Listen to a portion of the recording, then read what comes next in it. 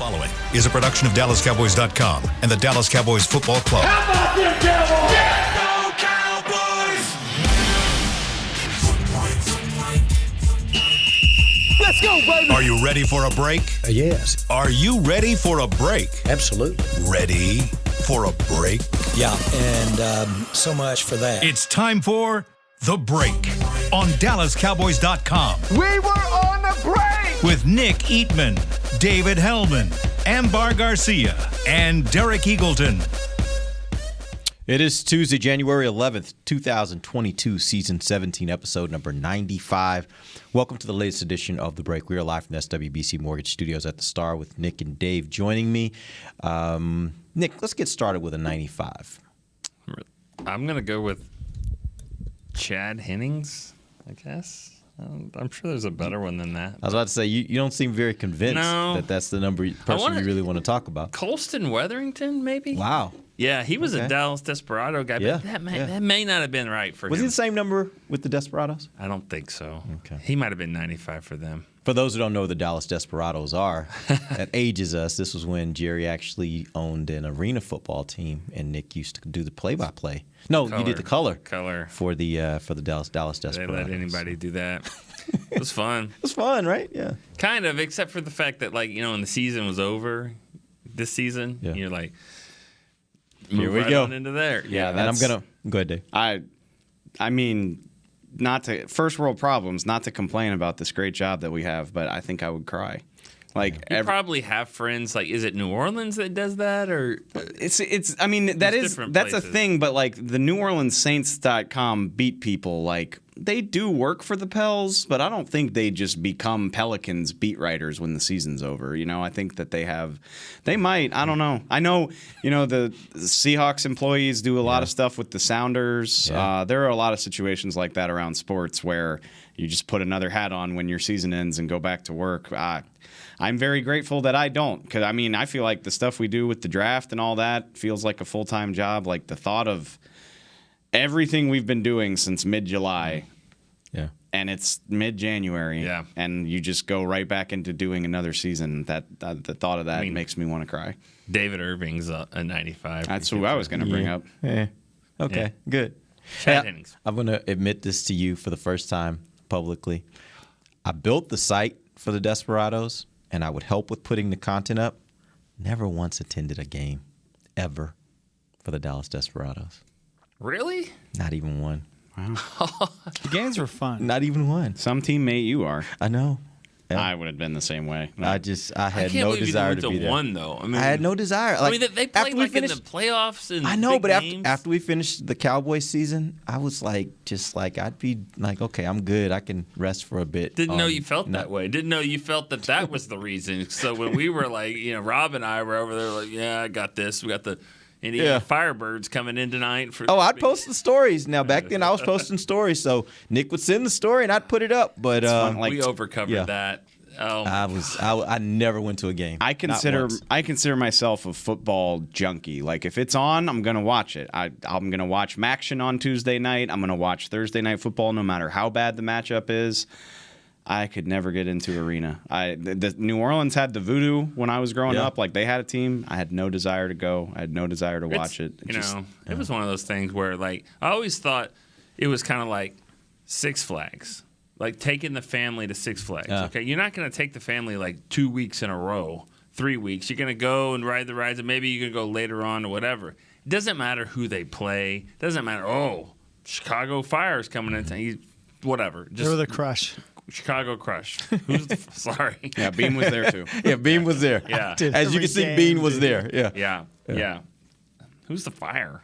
Firebirds. That's Chicago's MLS team. Oh, okay. No, the Firebirds were Indiana. Yeah. I just think the big team was the Philadelphia Soul. That was the game. Dallas versus Philadelphia. Big games.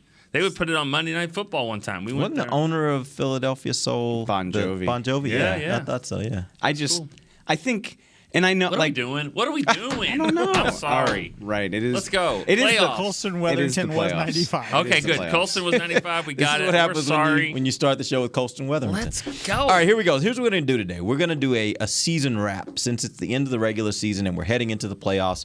I got a lot of questions I got lined up for you guys. What? Not that you're rap. My bad. I thought we were rapping. Would you like I to? bet Dave can throw some. I listen Can to one rap. of you guys I give me can't. like a freestyle? of the No. season? No. Just No. no. I am. I think I've said this before. I am painfully white. No, Like I yeah, enjoy. me too. I enjoy You're hip hop. listening. Yeah. You're not a No. I would never look so white if I did that. I mean, it would be terrible. I bet Dave could actually do a pretty good job, but we're not doing it. If he thought about it, he could probably. Yeah, But that's the thing. If you gave think me the about- afternoon, But maybe. see, if you think about it, then it's it's even not worse, really, yeah. right? Because then you're trying and yeah, it wouldn't be good for anyone. All right, so back on the topic. Here we're going to go. Here's what we're going to do. I got questions lined up for you guys. Okay. And the intent of this is to give people kind of an insight as to what you guys think of this team finishing the regular season, heading into the postseason. And where I want to start is this is an open-ended question. Most of these are going to have answers that are, you can choose an answer. But this is an open-ended question. Let's assume for a second you've got somebody that hasn't really watched much of the Cowboys this year, and they're like, oh, Dave, Nick, tell me a little bit about this Cowboys team going into the playoffs. Like, what do they do well? What do they not do so well? How would you summarize this team? Let's start with you, Dave. I think I would summarize this Cowboys team as being a fascinating like boom or bust potential. Like if you've never watched a down of the Cowboys, I would be like, this is one of the most talented rosters in the entire playoffs. They got everything going. And if they hit their stride, they're one of 2 or 3 teams that you should legitimately consider a Super Bowl contender. They also have the potential to not rise to those expectations at all. Like they could flame out in the first round. That wouldn't surprise me. And that's kind of the fun of it. I think both of those things are in play, which is terrifying as a fan. But for a neutral observer, you're like, you should watch this because it could be really, really exciting or really, really not great, depending on what team shows up. I think you're right. I mean, I think this team is full of good players. They probably have the most good players in the league. They don't have a ton of great players, and that was evident. not? I don't think so. I mean, I think great players make the Pro Bowl. I think good players are Pro Bowl alternates, and I think that's kind of what happened here. And the Pro Bowl is a little bit tricky because you got a lot of guys in the NFC. You might have made it if you were in another league, whatever. But I just think they have a lot of good players. When you have good players and they're playing well together, boy, you can beat anybody. But the difference between good and great is that you're not always there. And I think that look at the offense. I mean, Dak has had a good year. He's had a good. I don't think Dak's been great. There's been some games he's been great. There's been games he's not been. I think he's had a good year. How many great players you say this team has? 4. I Yeah, think. that's Who are the 4 you're thinking? I think Micah Parsons is great. Yeah. I really do. I think he's phenomenal, and I think Zach Martin is as well. And if you have to, I don't want to get ahead. They got to beat the 49ers. If you do have to play Tampa Bay again or get to play Tampa Bay again, those 2 players didn't play in the game, and I know Micah was there. This isn't the Micah that's going to be playing in that game. So I think those 2 guys are great. Who else? I guess that depends on. I hate saying that. It probably depends on what's your definition of great. Mm-hmm. Like, I think Always playing at a high level. Every game. Just you can always count on Always them. count The way I look at it is, are they one of the best in the league? That's how I look at great. Are they considered one of the best in the league at their position? If those are 2 different things for me. Like, I think Dak fits that category. Okay. I don't think Dak fits what Nick said, at least not this season. Same thing goes for Tyron Smith, probably. Maybe I throw Diggs in there. I'll throw Diggs in your category. Yeah, I think Diggs. Because we went over it like last week, like the supposed like awful games, there haven't been that many of them. He's been reliable basically every year to either take a guy away or get you the ball back. You don't think he's one of the best in the league? No, that's what I'm saying. I thought you were saying. I thought you were saying his category. And he fits Nick's and yours. Okay, yeah. good, So yeah. I would probably say 4. Okay. I would say I think 4. Diggs is at a -3 in touchdowns this year. I think if you want to give him 5 that he's given up, Yeah. that he's taken 2 away. he's had 2. That's a -3 with the 11 picks. That's not bad. That's not bad at all. That's really good. The reason why I asked that question was because you were kind of comparing that to other teams. And I look around the other teams that are in the playoffs. I think you'd be hard-pressed to find a team that has more than 4 great players, right? Kansas City is up there. But Kansas City, I think, is very top-heavy. And then they obviously have to kind of, it's hard. It's hard to pay these guys that kind of money. You can't pay Mahomes and Kelsey and all these guys. So it's hard to – the NFL is not designed for you to have a bunch of great Honestly, players. I think Kansas City might be just like Dallas. I think they might have 4 great players. Like, I don't think – 4 is a lot of great players. Like, that's a big number. Yeah. Yeah. They just have it at more high-profile position. Yeah, and they may not have the together. same number of good players as Dallas. Like your No, argument they earlier, probably Dallas don't. probably has more good players. But I guess the point I'm making is when you look at their roster, I think they've got as many great players as any team in the playoffs. Maybe not the greatest, because you don't say Dak is Rodgers, but they got some great players, and they got enough great players to be able to be competitive. That's going back to my point. Like, on paper, I think they're one of the 3 or 4 best teams in the entire tournament. Maybe even one of the best 2 or 3. Yeah. But paper, it hasn't translated. It has not translated to the field just as often as it has over the second half of the season. And I think, again, that's why it seems like there's a little bit of angst among fans right now and media, just because what they looked like in September and October was like just a world-eating juggernaut. And we know they can do that. They have not done it consistently since before Halloween. Yeah. All right. Let's move on to the next. Did you have something? No, this game's going to be so much fun. I can't wait. I cannot wait. Yeah. I've never wanted a game to hurry up and get here so fast for multiple reasons. Just get us to the game. What are you implying? Yeah. Just get to the game. I don't want to miss the game. I mean, our world changes every 24 hours. Oh, you know what I mean? yeah, You fair. get a call, things change.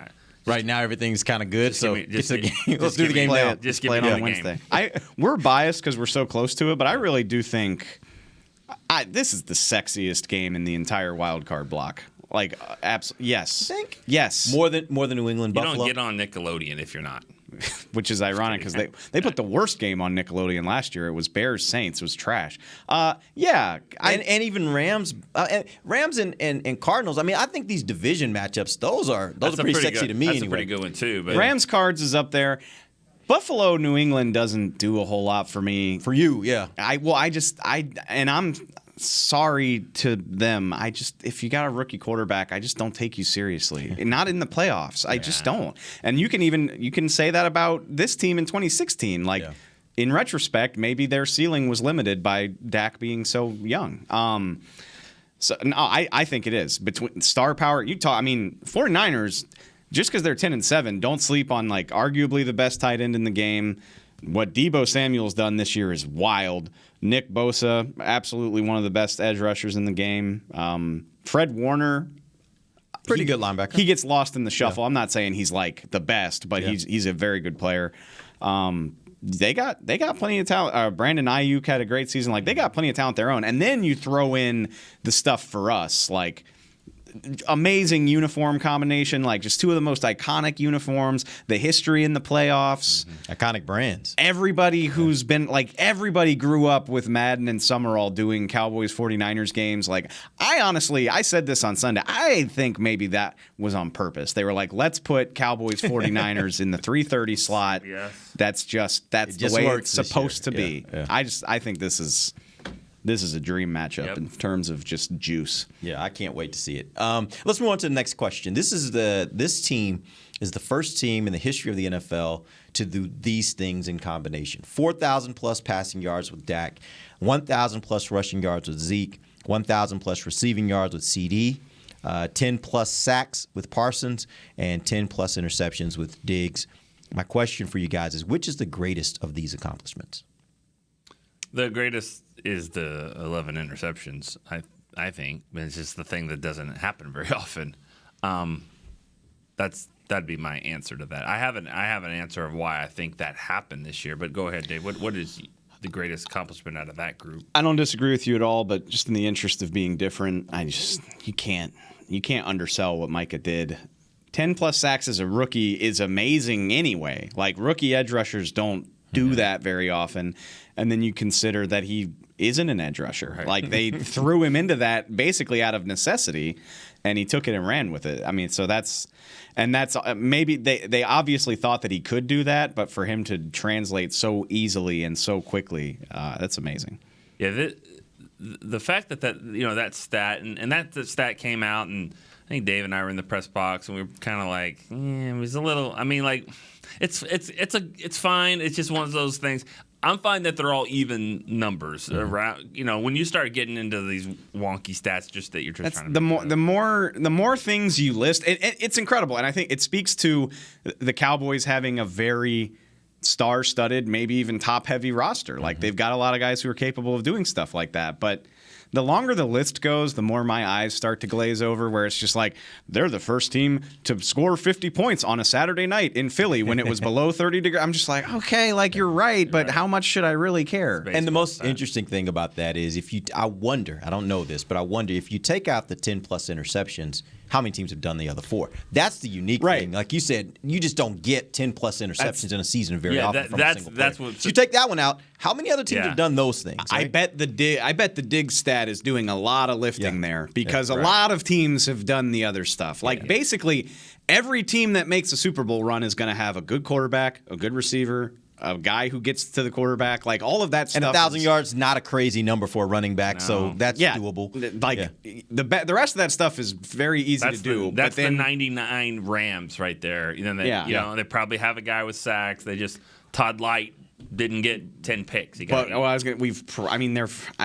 off the top of my head. I know Xavier Howard had 10 last year, but like there can't be more than 20 10 interception guys in recent history. I mean, there just haven't been that many. Yeah. What I think that the stat though also shows is just that we say, well, what is this team's identity? We've been asking that. We're trying to figure it out. I don't know if they have one really. That's something that they lean on all the time. Their offense has been good. Some games it's not. Some games the defense gets turnovers and wins games. Some games they don't.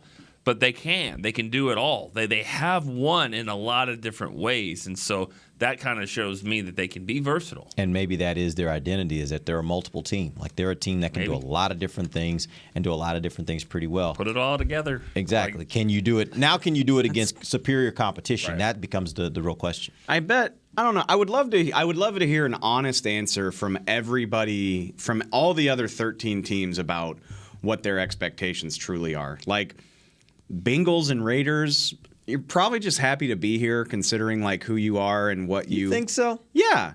I think for the Bengals to be, I mean, and that they've been great. Joe Burrow's been so awesome, but like for them to be in the playoffs in year 2 of his career, they haven't fixed the offensive line and all that stuff. They're probably just pumped like, hell yeah, like we're ahead of schedule. The Raiders firing their coach, losing their first round pick in the middle of the season, like they're probably just happy to be here. Patriots, probably just happy to be here. Are you asking the players? No. I'm asking every player expects to win the Super Bowl. That's why I was a little bit like, I think they all expect they're going to win the Super Bowl. I'm talking about the fans and the media around each team. Gotcha.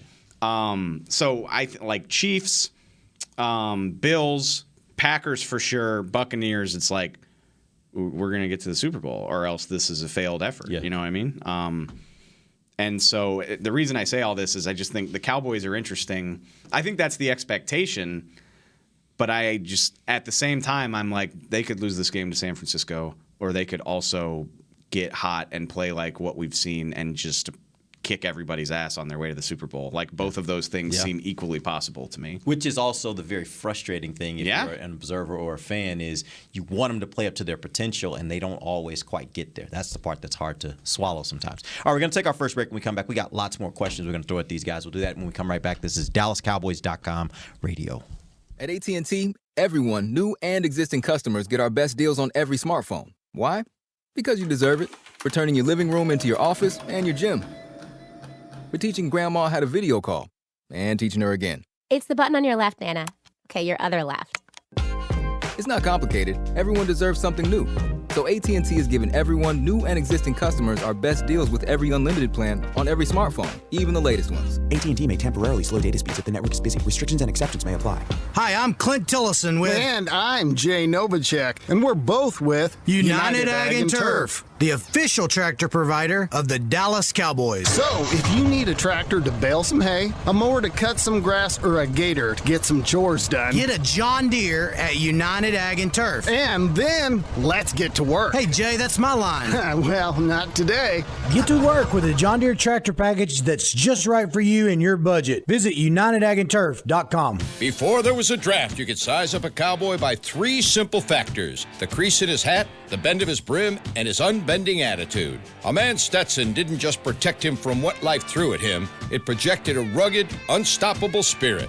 Stetson hats are still American-made with pride right here in Texas. They're still the unofficial crown of all self-respecting cowboys, and Stetson is proud to be on the field with America's team. Find a retailer nearest you at stetson.com/cowboys. New Dr. Pepper Zero Sugar. You deserve it. I do deserve that. You deserve decadent flavor without sugar, and a day at the beach without sand getting everywhere, and a relaxing bath that your children don't interrupt. I deserve all that? It's really just a visual metaphor for Dr. Pepper Zero Sugar. Everything you want, nothing you don't. A visual metaphor on the radio. I do deserve that. Dr. Pepper Zero Sugar. The zero you deserve is finally here. Back to the break. Dak Prescott is the nominee for the Walter Payton NFL Man of the Year Award presented by Nationwide, recognizing NFL players for outstanding community service activities off the field and excellence on the field. Help Dak earn a $25,000 donation to his Faith Fight Finish Foundation. Go to that website to vote for him. Welcome back. It's the second segment of the break. We're live from the SWBC Mortgage Studios at the Star. We're doing a recap, a wrap-up of the 2021 season heading into the 2022, I guess, playoffs. Here we go with our next question. Rookie with the greater potential, based upon what you've seen so far this year, who do you think has the greatest potential? I'll throw a few options out. Kelvin Joseph, Osa Odigizua, Chauncey Golston. I mean, it's a small sample size, but I'm very impressed by what we've seen from Kelvin these last couple weeks. Actually, no, because Philly played their receivers. I mean, he was going against their better receivers, and they were targeting. They were trying to get Devontae Smith the rookie receiving record, which he got. So they were targeting Kelvin a lot. I thought he held up well. I thought he played well when they threw him in there at the end of the Arizona game. And then you just think about his natural talent that he was. What was he? Pick 44? He was a top 50 pick. Mm-hmm. He was picked higher than Trayvon was. And so if you're just talking about potential, I'm very encouraged about where he is and where he could be. Yeah, I mean, I agree. I think he's the one that has a chance to really take it to another level. This is the time for him, because when he was drafted, there was never, ever any question about his talent. It was, is he going to be mature enough to do the things he's got to do to take that talent and make the most out of it? Is he going to be committed all the way? And, that's I'm not trying to bring it up now. I'm just saying that was the knock on him. Mm-hmm. And this offseason, what is he doing? What is he doing this offseason? Is he taking it to the next level? Is he going to be like Trayvon did last year and work really hard? Now, Trayvon has an older brother who's an all-pro. They can work together. Maybe he'll share his big brother. Yeah, huh? Maybe he'll share his big brother. Maybe. Work with him, yeah. But I'm just saying, if he can take that next level, I mean, I really loved what I saw from him, other than that dropped pick, and he got to catch that ball. Yeah. He was physical. He's a physical player, and I really like that. I think he can be a good player. He just got to get it. He's got to want it to take it to the next level. I'll throw out Osa. What I saw from Osa this year, and really in the first half of the season, I think he was even more disruptive than maybe in the second half, which for me, a lot of times when you got a rookie, I kind of expect that you're going to be probably a little better in the first half maybe than the second half, just because your body's adapting to the long NFL season. But I don't think he was a bad player in the second half. I think he has been a player that's opened my eyes to the possibilities of what he can be.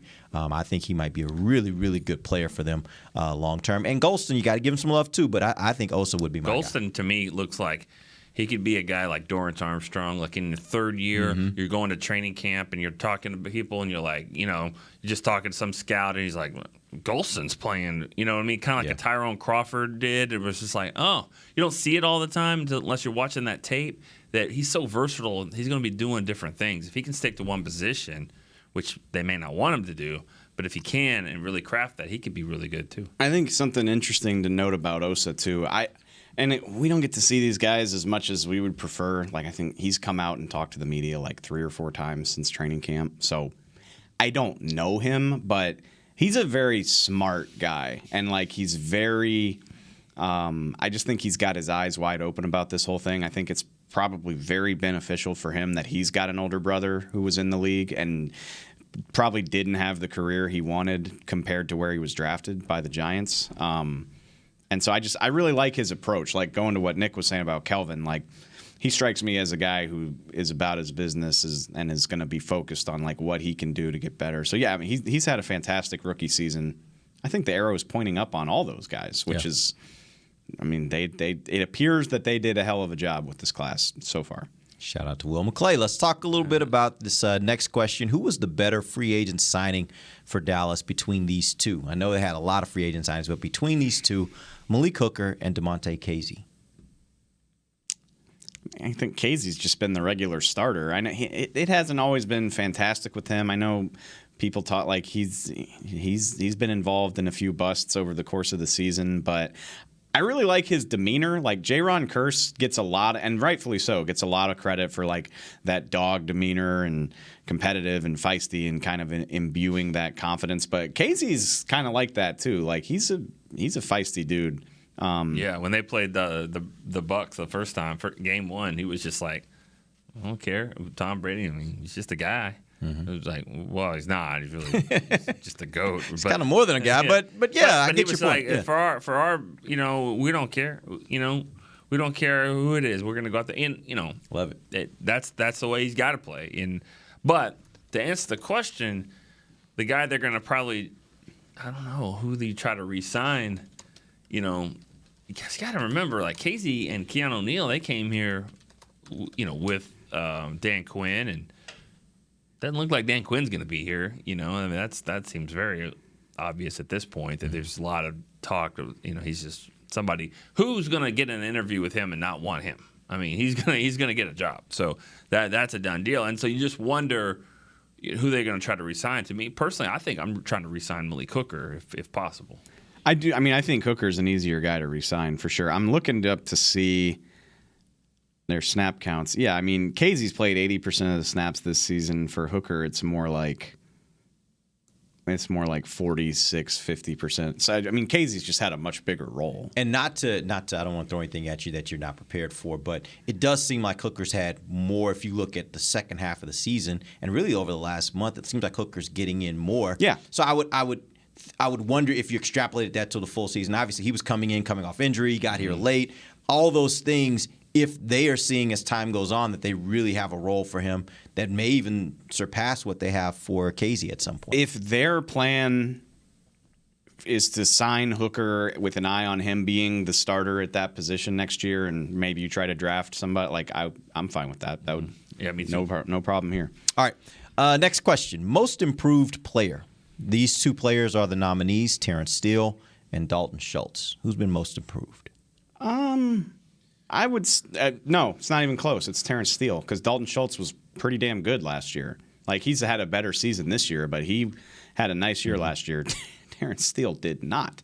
Can I complicate that for you? I wish you wouldn't. I don't like these types of things. If you go back 2 years to where Dalton Schultz was 2 years ago, who's had the biggest jump? We talk about this all the time. Like, everybody was trying to fire Dalton Schultz. Like, his glow up from, like, basically everyone was like, what's he doing here? To this guy's going to get paid in a couple months. Right. Like, he's going to be one of the best tight ends available on the market. He is a viable starting tight end who can do. I mean, he's not a road grader, but he's a good player. I've said this before. Like, I think a good comparison to him is Jay Novacek, and people can scoff if you want to, but look at what Novacek did. And Novacek was in the league for a few years in Arizona, the Cardinals, and they weren't very good, and they weren't using him right. You get in the North Turner situation where he's not the main guy. Yeah. You've got Harper and Irvin on the outside, not in that order. You got Emmett, of course, Darryl blocking and all that, and he benefited a lot. He was that security blanket for Troy, and so I mean, I just think he is very, very similar. He's not a big blocker, can kind of get in the way, he's kind of crafty over the middle. But Novacek stayed and got paid and was part of this system. That's why you kind of wonder what's going to happen with Schultz. Is he going to go somewhere else, or is he going to be like, hey, I can go in a system that really, really benefits me? He'll probably do both. But I think this is worth pointing out, too, not to get too much into draft speak, but I think about that a lot. People always say, like, that's such a hard position to transition to. And that's what this looks like. I mean, yeah, there's always going to be outliers, but unless you're drafting, I mean, Kyle Pitts had a great rookie year. Mm-hmm. The kid in Detroit, TJ Hawkinson, hit the ground running because those are like top 10 picks. Like, when you're drafting a tight end in the 4th round, it's probably going to take some time. Like, I'm looking at it right now. Dalton Schultz, he caught 12 passes as a rookie for 100 yards. In 2019, that dropped to 1 for 6. It just took him some time. One pass. He caught 1 pass in 2019. He caught 1. Wait, was he hurt? No, like, Jason Witten came out of retirement. That's right. Witten wasn't here first. Yeah, right. Yeah. But just 1? 1. Well, he was. Jarwin was. It's like what Sean McEwen's got. Like 2. Yeah. Sprinkle's got just a few. Those third tight ends in this offense don't get a whole lot. Yeah. But I mean, unless you're the top of the top, tight ends typically. I think even Travis Kelce, who was, I believe, a 2nd round pick, wasn't like amazing as a rookie. I can pull that up too. Yeah, as a rookie, Travis Kelce caught no passes. What was Kelce drafted? 63rd overall. Third round, actually. I'm sorry. Yeah. No passes his rookie year. He didn't catch a ball. Now, as it was a quarterback, it was at Alex Smith. What year was that? It was 2013. Oh, God. Oh, jeez. Yeah, he's been in the league for a minute. Yeah, it's been longer than I thought. I mean, he immediately blew up for 67 and 800 the next year. But yeah, I mean, unless you're just like an elite prospect, tight end usually takes some time. So yeah, this is gonna sound weird, but every time I see Kelce, I think of Jeff Swaim. When I think of Swaim in the face, to me they look alike. Jeff Swaim and Kelce.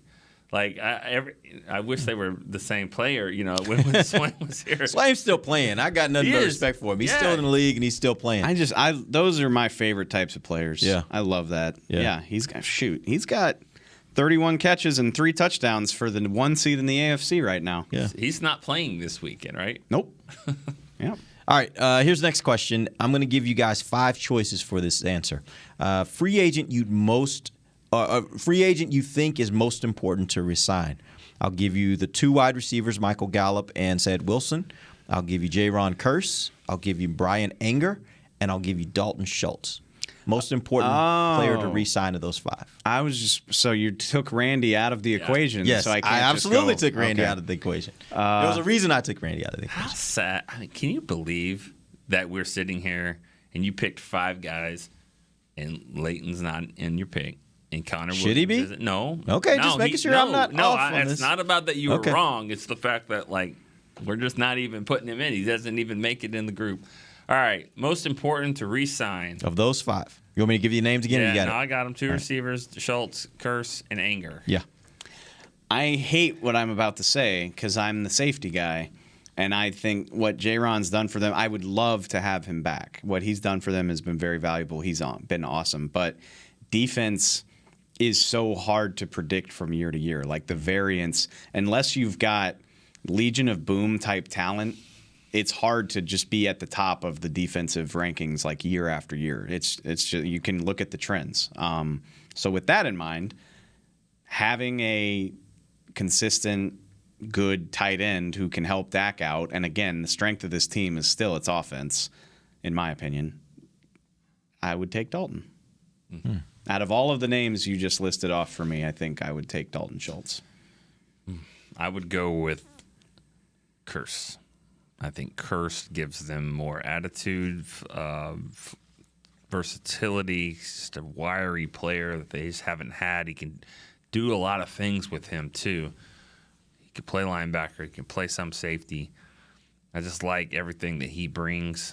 I would try to re-sign him. I don't disagree with the Schultz. I mean, I would like to have Anger, but, you're going to have a punter.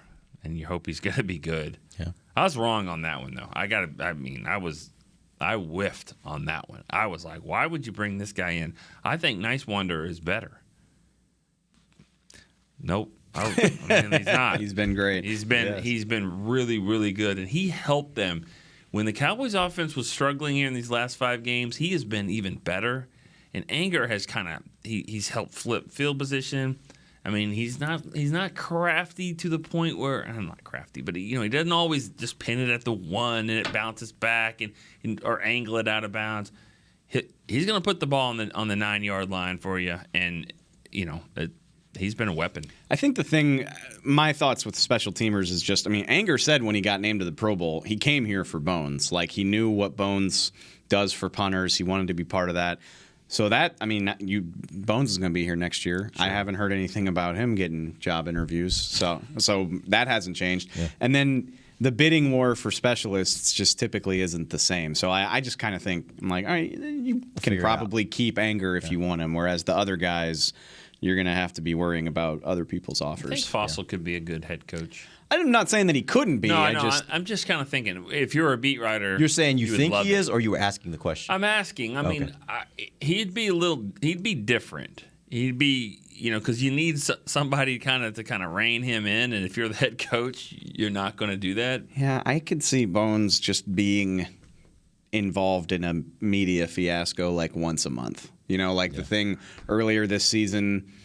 I think it was the LA game. They're like, why are you calling block in that situation? He's like, I'm just trying to give Cowboy fans what they want. That's what y'all wanted, or what? I forgot about that. Stuff like that when you're the head coach. It's very different than when you're the special teams coach. Yeah. I don't know. Or even, he pissed people off yesterday. He was comparing Zerline to Tiger Woods. I know. Newey Scruggs was even like, Tiger's different though. Like, Tiger's the best person to ever play golf. Greg Zerline is not even close to that. So, yeah, I don't know. I thought that was pretty funny. One thing I will point out, I agree with you, Nick, on Jaron Kearse, because I look at it and I say, what would you do if you didn't have that player? I think at tight end, as much as I like Dalton Schultz and what he brings, you still do have Blake Jarwin, and I think Blake Jarwin can be a comparable type tight end to Dalton Schultz. You look at a lot of these others like Brian Anger. That's great. He's had a great season, don't get me wrong. But I think you could probably, if you had to, you could probably find a comparable punter. I just think what Jaron Kearse has brought has been unique and different. And the most important part, and I probably ought to wait and say this until after this weekend, he's done pretty good against tight ends this year when they've kind of matched him up in that way. He's got another tough matchup on Sunday. But I think that's the part of his game that's even just as valuable as the others. When you have a guy like him that you can match up against tight ends, against some of the better tight ends in the league, and those tight ends not really kill you, I think that's really, really valuable. I just think I trust if they were to re-sign Dalton Schultz, I'm very, very confident as long as he's with Dak in this offense, he's going to catch like 50 to 80 balls, 600 to 1,000 yards, and half a dozen touchdowns. Like I feel like I can just count on that to keep happening. Jaron Kearse, the scheme could change. Dan Quinn might not be here. Maybe the new guy asks him to do something different. There's just a lot more variance there. There's a lot more potential for that not to be the same. And we have to be realistic. Jaron Kearse was not this player before this year. Yeah. And so you got to give Dan Quinn some of that. And if he's not here, how much does that change? But I will say, something to consider. I mean, when you start talking about price, I think it's much more likely that Jaron's here than Schultz. Yeah. I just think, again, other teams with more cap space making competitive offers. All right, let's take our final break. We'll come back. We got a few more questions before we end the show. We'll do that. We can come back. This is DallasCowboys.com radio.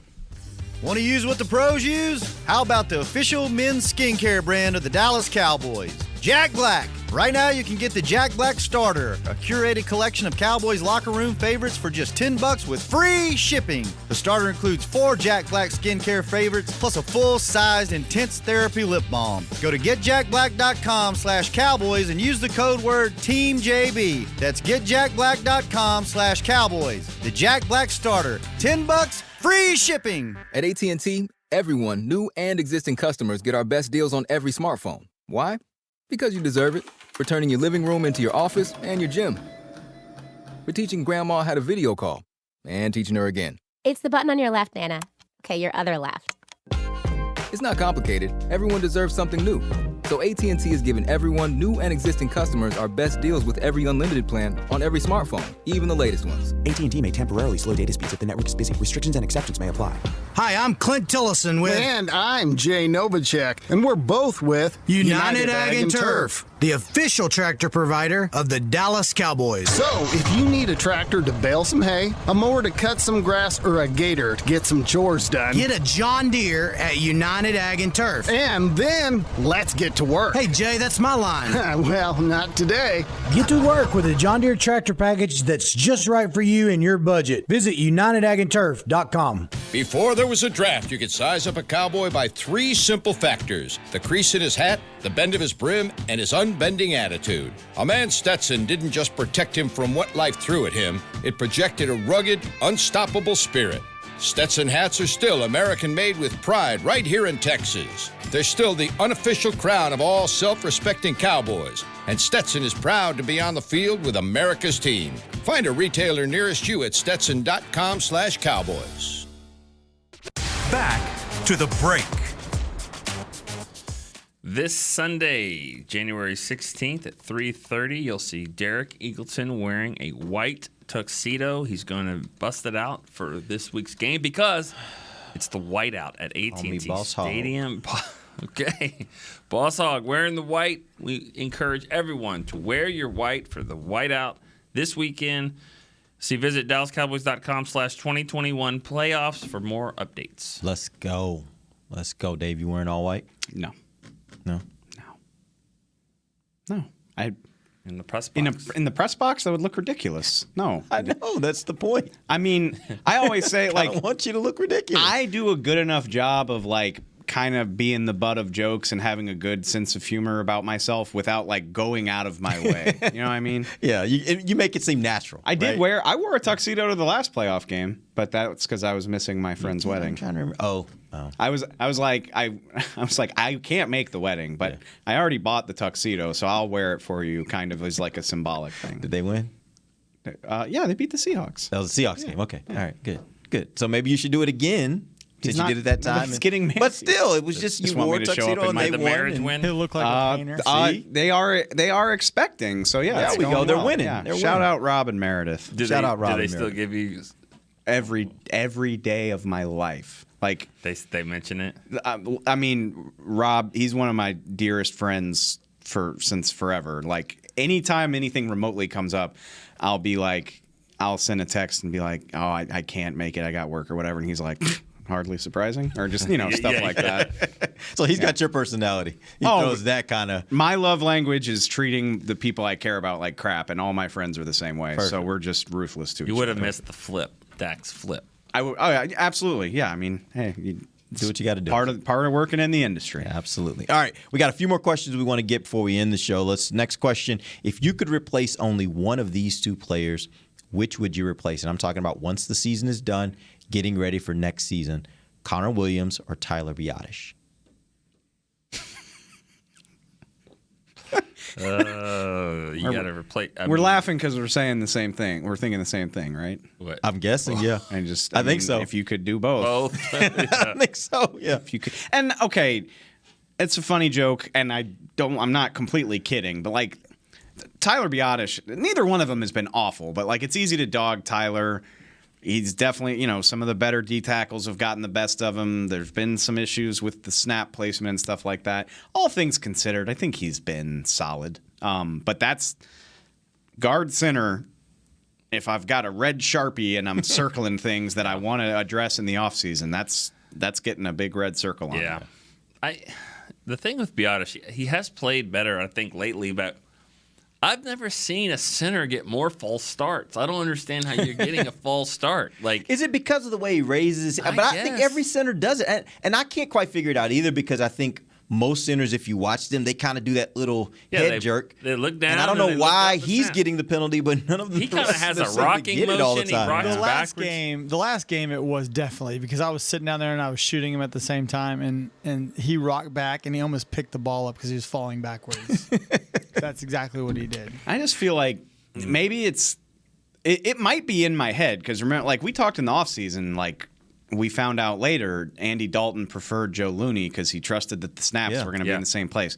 I think there have only been like 1 or 2 botched snaps. Like they fumbled against the Giants the first time they played in the red zone. There have been a couple of those. So it hasn't been a disaster, but I swear I'm just always looking at the snap. And if like the number of times Dak's had to kind of like high point the ball coming out or it's over here, it seems like it's been a lot. And whereas like when Travis was in there, I don't think I've thought about that once in my entire life. I mean, let me throw a different curveball at you. Let's say that Connor Williams' agent in the talks with Steven says, listen, the season's over. From now till the end of till the start of training camp, my guy is going to be snapping the ball more than any person in the world. He's going to snap it 500 times a day. He's going to work on the shotgun, snaps, all that stuff. He is going to dedicate himself to being a center. Would you consider that? Connor Williams at center? As long as he's okay, I would say that sounds great. How much do you want? Yeah. And this doesn't guarantee anything. If the right guy falls in my lap in the draft, I'm going to draft him. Well, and that could happen, and then he could just beat out the guy at left guard. That's fine. He could still do that. As long as I'm not paying a lot of money for it, yeah, I would give it a shot. It's Why not? always if he can make that switch to center. I mean, that would be really good. Yeah, 'cause he's big enough, quick enough, nasty enough to kind of fight there in the middle. I don't know. I mean, they just didn't do it early enough last year. All those conversations, which sometimes, like, we're wrong a lot. We look stupid a lot. But, like, sometimes you just nail something. Like, all spring, we're just like, it's weird that they don't have a center. It's weird that Connor Williams isn't really doing this. And then they get to training camp, and they're like, we don't have a center. Like, let's try it in the game. Everything about this is about price with me. Like, if I can get Connor Williams back at a very, very friendly price, I'm all for it. It's at the very worst, it's depth. At the very best, maybe he starts at center or could be your starting guard as well. I'd rather try to upgrade that, but if you could get him back on a good deal, that's fine. I kind of wonder if they don't go the opposite way with him and his agent and his team says, I'm a tackle. I'm agile. I'm athletic. I can play. He could play right tackle. Free agency might not be the right time to do that. How can you sell yourself as being worth a good contract without a single snap of tackle tape? Yeah, you'd have to get somebody to kind of bring you in and give you an opportunity to play it, and then make that argument in another deal, like you want a 1 or 2 year deal with a team that's going to use you at tackle, or right? maybe you kind of sell the team that signs you as like, I'm going to work on this and I can offer you that flex. Right. Like, you're not going to start me at tackle, but just know that type of thing. Yeah. I mean, that was when he was at his best. Now, of course, it was in college, but when he was playing tackle, that's when he was at his best. Yeah. So, all right, one more question before we end today's show. And actually, this is a 2-part question. What was the best victory the Cowboys had this year, and what was the worst loss? Ooh, good. Okay, loss is easy. Denver. I mean, because the other games they lost, losing to Tampa on opening night, come on, we're going to kill them for that. Even it was a bad loss, I guess, but like the Raiders are a playoff team. Derek Carr's had a phenomenal season. They scored 33. I mean, that was an entertaining. No, it wasn't that entertaining. The refs ruined it, but they played adequately. Denver, they just did not. Denver, they just sucked. So that's easily the worst loss for me. Best win. I don't know, Nick. What do you got? I said it yesterday. I mean, I think the best win was the Chargers game. I mean, just because I think there were so many things that came out from that. You found out what Micah could do, and you find out how they could go and win. And I just thought it was so important. And then that kind of was a springboard for 6 straight. There's that one up in Foxborough. It's New England for me. Yeah, it's New England for me because they were rolling, like they'd been rolling over everybody. They sucked to start that too. And honestly, it might have led to some of their issues. Like Dak talked about that. He's like, when you can climb out of this hole against New England and overcome all these penalties that set you back and still win, then you go to Minnesota and win without the quarterback. Maybe you kind of start to think you're invincible. But that was coming out of that New England game, I just had that's when I was like, oh, this team might be special. Yeah. Like they're down 14-7 in the first quarter. They might go down even further than that if they don't have that touchdown called back for a hold on Randy Gregory. Mm-hmm. And then they just battle back. Zerline misses the kick, but then he come back, makes it. CD's waving bye-bye to win it in overtime and set a record for yardage put up against the Bill Belichick team. Yeah, I mean, that was a ton of fun. You know what's one that we don't always mention, but it should be thrown into the category? What? Minnesota. I mean, without... That was going to be mine. Oh, okay. Yeah. No, I was just going to say it was going to be mine just because, like, anytime you got to play a backup quarterback, and especially on this team, usually when the starting quarterback is out during my time here with the Cowboys, that usually ain't a good thing. And it wasn't. The first half was not. But they went into that game, and they found a way to win. He made a couple throws. That touchdown pass to Sid, I mean, that was a great throw. I mean, so... Cooper, that game too. to me, that was, in my opinion, their greatest win just because I had no faith they were going to win that game whatsoever. The New England game, in my opinion, was the most entertaining game they've had this win, most entertaining win they've had this year. I was not at that game because I had a death in my family, but literally I was watching on TV and I was like losing my mind because there were so many ups and downs in that game. It was just a fun, entertaining game to watch. Yeah, I still say New England, but I'll that memory will stick with me going in the post game of the Vikings game with Cooper Rush. And, like, who knows where his career goes from here? Maybe that'll be, like, the only moment he has, really. But, like, you could just – and he's not a super emotional guy. He's very low-key. But, like, you could tell how much that meant to him. And, I'm like, of course. Like, how cool is that? And, like, his family came over from Michigan. His dad in the stands was gold right there. Like, he'll be an old man. And like maybe that's the last time he ever starts an NFL game, but like you can never take that away from him. My favorite play of that game though was, I mean, just it won the game for them. Was when Zeke just said, "Nah, I'm not gonna get tackled here. I know I'm supposed to. We threw it underneath to get a field goal. Oh, I forgot about that. I'm busting through these two guys, getting a first down." And winning the game. That was a really good play. And we're not going to go tie and go to overtime. We're going to go win it. I mean, that was the Zeke. And he hasn't done it a lot this year. We get it. But there are some moments when he does a little GOMB and he just says, well, or as Snoop said the other day, "Sit down, clown." He said that on the broadcast. You going to start using that? It's easier to do that than get off me. Yeah. Because you can't say it. Yeah, on the air. You can. Not on the air. We're not FCC regulated, but we are Derek regulated. There we go. Okay. You don't like that word? Not on the air. It's just no, not on the air. It's wild. We got children out there, especially when you're calling it to an NFL player. Right? Yeah, exactly. It's just wild. Like when you start breaking down all of the ebbs and flows of a season, you're just like, oh yeah, that happened, and it feels which going back to the top of this. That's why I can't even imagine all of the work and emotion and labor and man hours that goes into this season, and then you turn around and have to do it again like 3 weeks from now. No, that's something else. Yeah. What would be the 12th win? Like the 12th best win? Oh, like the win where you're just like, whatever, get me out of here. I mean, because even these games where you're like this last one, they scored 50 in Philly. Yeah. Like I get it. They didn't play a lot, but I mean, you can't say it was like a terrible win because they went out there and dominated a team. No, it would be at Washington just because, I mean, that was they tried their best to gag it away. It was the worst Dak played all year. They completely went to sleep after halftime. Like it was 24-3 at halftime, I think, and they've won 27-20. Can't go with you on that one. Their head coach came out and said, "We're going to win the game," and they went out and they just busted them right in the mouth. And then they let them up a little bit, but they were never going to lose that game. Yeah. By the time that game was over, I felt this way. I was just like, oh my God, let's just get out of here. I hate everything that's happened. True. I hate the place. Yeah. I hated everything that happened after halftime. Just sucked. I mean, McCarthy delivered on his promise and all that, but New Orleans at home. Yeah, New Orleans. But I mean, that was you lost 2 in a row. How about the Giants game there? Yes, actually, that might be the better answer. Giants there. It's kind of like, Yeah, that's it. That might be the better answer. That's your worst win. Yeah. It's your 12th ranked win. Let's just go home. Like, you just let's just go home. I don't care if Nate's here or not. I'll tell you the best loss.